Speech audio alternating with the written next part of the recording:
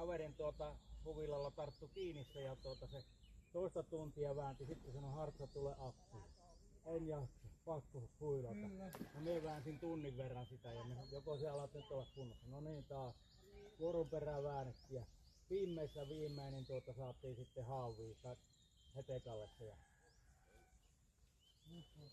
Sitten siinä on kyllä ollut miehestä mehut pois. Kyllä. 4 tuntia vetää. Ja yksi vanhempi mies rasitti sitä 5 tuntia sitten siima pois. Silloin pitää jo ranteet purra. Ranteet purra poikki itsestään.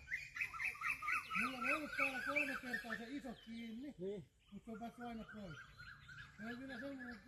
Sekin pistää sille, että no me tulee huomenna yrittämään uudelleen. Kyllä.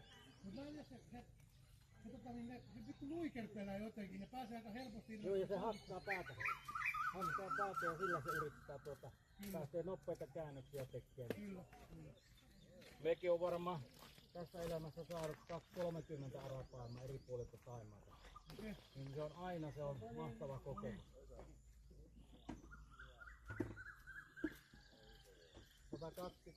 140 kiloinen on suuri arapaama. Nyt se 200 kiloa. No niin. Ei kiitos, mieluummin teille. Joo, se tykkääkin. Niin.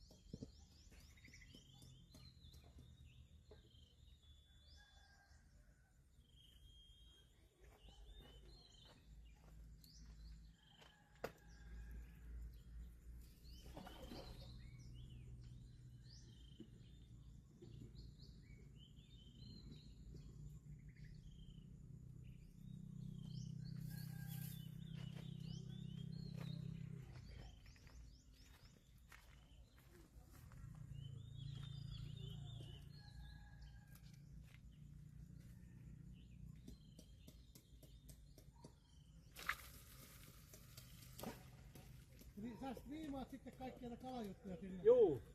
No niin. Mikä se sun kanavan nimi on? Kalahartsa. Kalahartsa? Juu. Mitä ottaa seuraava?